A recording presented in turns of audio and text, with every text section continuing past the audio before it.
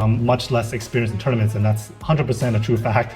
Going out to WSOPE, I'm going to be up against players that I've never even seen before, and it's inevitable for me to. What made you want to take this job to go over to, Prague is a nice trip, to go over to WSOP and work with this event? I've already been vlogging already, like this past WSOP in Vegas in 2025. They turned out great, and it just kind of fits into what I'm already doing. And so being able to just travel and play poker and document my journey, it just kind of works out for what I'm already doing, and I enjoy it. And it's also just kind of the story that I want to tell to my viewers. And so I think it's just a really good fit. I think you have a great following, especially over in Eastern Asia and all that. I look at your content and miss having you here. What's the difference? You went through cash games. I can't believe that cash games are more volatile than tournaments. How are you dealing with that or feeling it out as you play different events? It's just being in a different mindset, I think with the cash games, especially with all the side games now, it's a different type of volatility. I think in the cash games, it's like you got to be ready to gamble in a different way. It's with tournaments, it feels more calculated to me just because you can't reload. It's more technical. For both, you got to be willing to die, as they say, at any time. And I've definitely felt that recently, as with all the tournaments that I'm playing, is you got to be okay with busting out at any moment. So, in creating content, you have a great fan base and people love watching you play. What's the most fun of being a content creator? I honestly think that when I vlog my hands, I actually play better. It's funny because it's almost like when I played on stream. Sometimes I would also sometimes play better. And it's the same when I vlog my hands. It's like because there's now like accountability, right? Like you're creating content. And so that adds to the fun of it is like, you're gonna have to explain why you're doing what you're doing later, right? Just like on stream. Everybody's gonna see the hands, right? That's interesting. I talked to Joanne Liu yesterday. I'm sure you guys know each other. Yeah. She said the opposite. Oh, does she? I play worse when I vlog. So it's kind of interesting because it probably distracts her thinking a little bit. You know what I mean? Yeah. No, I think it varies on the individual for sure.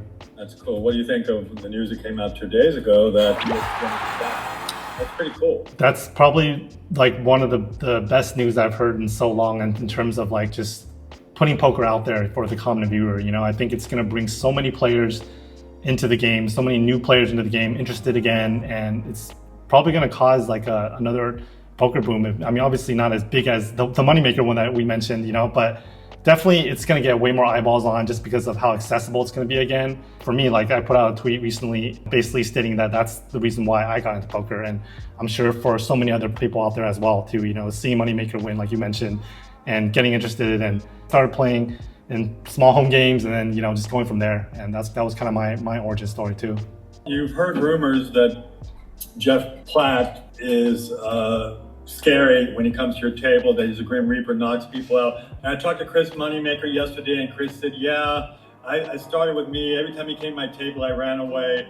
You know about this, right? So be careful. When Jeff comes to your table, what are you going to do?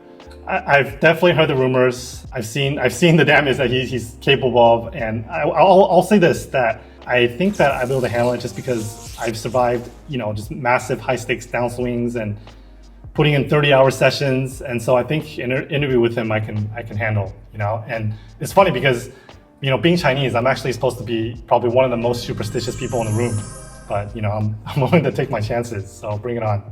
I love that answer.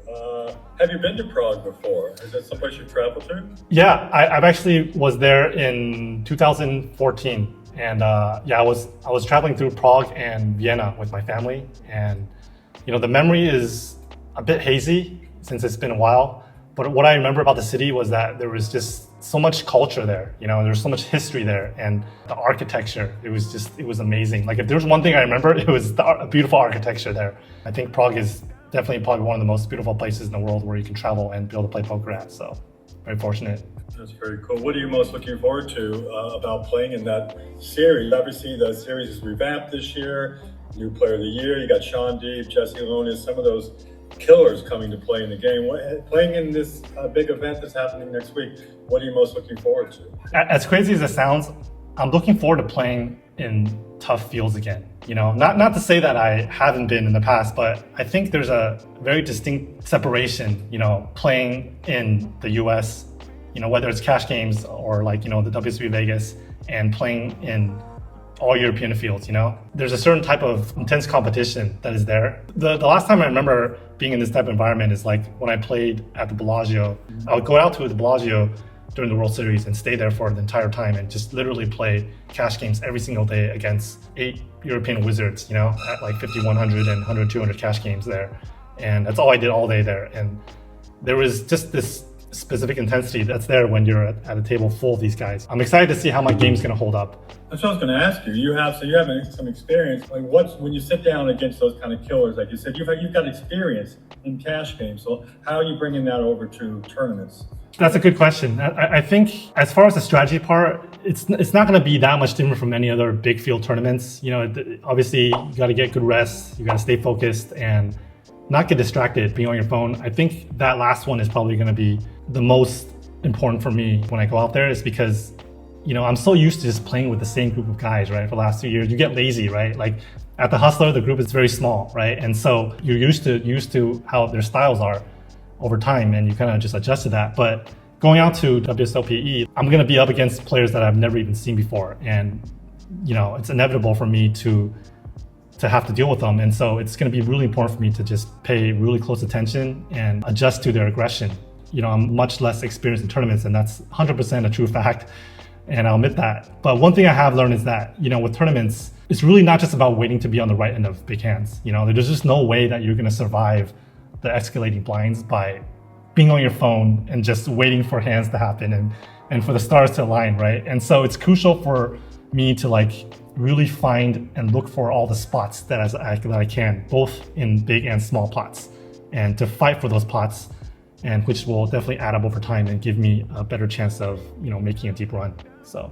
Oh, that's a really good answer.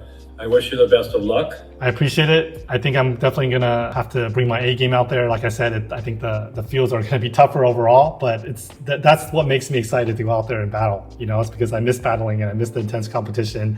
And I already know that I'm going to be up against very technical, very strong European players. But I also think that that's a good opportunity for me to improve my tournament game and learn from them. So. Well, very cool. Thank you for speaking to me today. Thanks, Craig. 喜欢我的影片，不要忘记按赞、订阅、打开小铃铛。